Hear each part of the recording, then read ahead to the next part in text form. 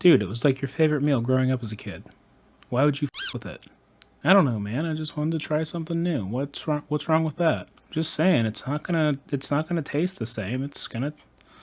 You're messing with your like nostalgic flavor. Yeah, but like what if it's better?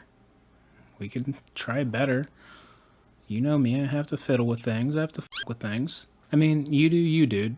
Just don't say I didn't warn you. What's up, guys? So today I'm going to be making my favorite meal growing up as a kid, beef stroganoff. However, I wanted to get a little creative with it, so we're going to do it two ways. The first way is going to be the way my mom used to make it. Super cheap, super simple, real quick and easy.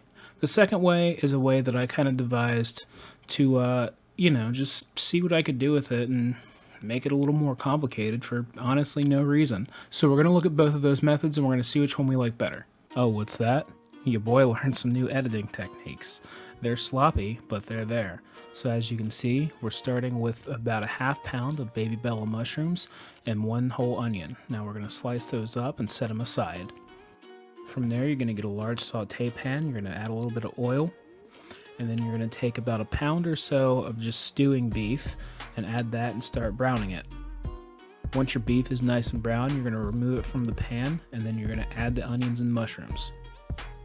Get those onions and mushrooms nice and sauteed, and look at that wrist motion. Flick it like a stir fry or whatever the Migos said. And then you're going to take a little bit of wine. I'm using Gato Negro because I am not a wine snob at all, but this bottle had a cat on it. So we're using that. A little bit of red wine just to deglaze the pan. Cook that down a little bit with the veggies. So it's nice and sizzling again. We're going to add the beef back to the mixture. Get that all nice and mixed up, and then you're going to just take a large can of cream of mushroom soup. It doesn't have to be Campbell's, it can just be generic, whatever works for you. Just going to get that in there, and we're going to add a packet of onion soup mix. Now, notice that I haven't told you to salt anything at this point. The reason for that is because this onion soup mix is super salty. So you're only going to salt at the end if you feel that you need to. Once that's added, you're going to get it all nice and mixed up and incorporated. We add just a small splash of heavy cream.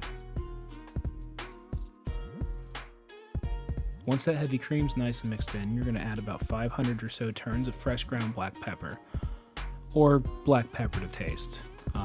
If you know me and you watch my streams, you know that I love black pepper, so I add quite a bit. You add as much as you want. We're going to cover that and let it simmer for 15 to 20 minutes. Once it's all nice and simmered and that beef is cooked through, you're going to take a little bit of the gravy and you're going to add it to your sour cream. Just a small spoonful to temper your sour cream so it doesn't curdle. After that, you mix it in and it's ready to eat. So that's a nice looking plate. Let's see how it tastes. Yeah, that's real good. You can see the smile slowly curl up on my face as I eat that. Tastes just like Mom used to make. Now for our other version, just as before, about a half pound of baby bella mushrooms. Again, we learned some tricks. It's not clean, but I'm proud.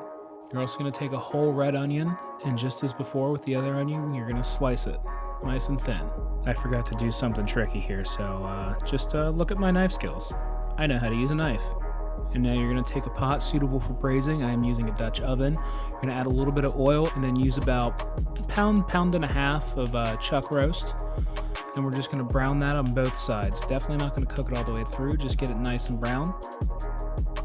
Then we're going to take about a half a stick of butter. We're not being healthy, we're being fat today. Get that nice and melty and then add your onion and mushroom mixture. You're going to let those cook for a little bit until you see your onions starting to caramelize just a touch. And again with the Gato Negro, this time we're going to add quite a bit. Going to add a good few glugs. I did not measure here, but you can kind of see about how much we're using. A good few glugs. I think that's the unit of measurement. The French use that, right? And once it's starting to boil again, you're going to add that chuck roast back in there. And you're going to take a little bit of beef stock and you're just going to pour it until it just begins to cover the chuck roast.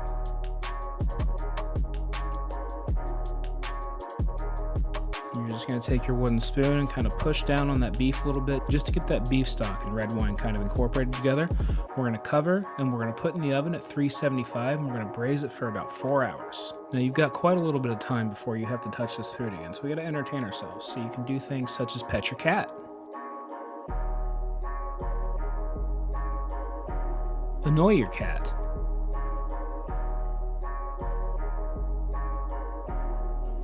Look at this cat. And of course, you'd be a terrible pet owner if you didn't take a little bit of that beef and feed it to him, because he deserves it. I mean, just look how cute he is. He's so adorable. Yes, he's an he knocks all your stuff over and he scratches and bites you, but look at him. How could you not give him beef? Get it.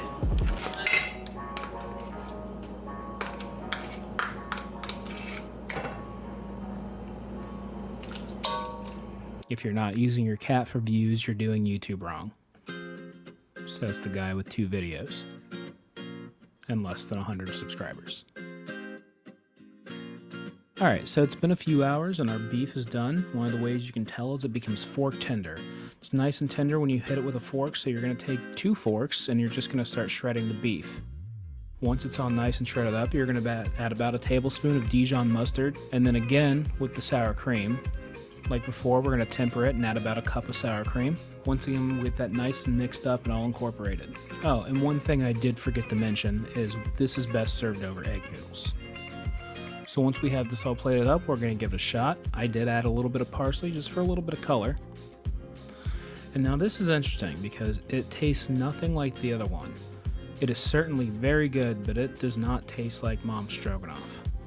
It's also worth noting that while I did put parsley in this video, I don't recommend it. It doesn't really add too much to the stroganoff. If you do want to put a garnish, I would much more likely recommend chives or scallions. That said, this was still a really good dish, and it's definitely worth making if you got the time. Thank you so much for watching. If you liked this video, go ahead and hit that like button. If you want to see more of what I have to offer coming up in the future, go ahead and hit that subscribe button. And you can tick that little bell next to it to make sure you're getting notifications whenever I do post a video. And if you want to cook this meal with me, you can follow me on Twitch, where I'll be making it live this Sunday and cooking along with all my followers. For more info on that, you can go ahead and follow me on Twitter. And also, I did just start a Discord, so if you want to keep up with me more personally, hang out, chat with a few other friends, followers, you can join my Discord. All those links are down in my description below.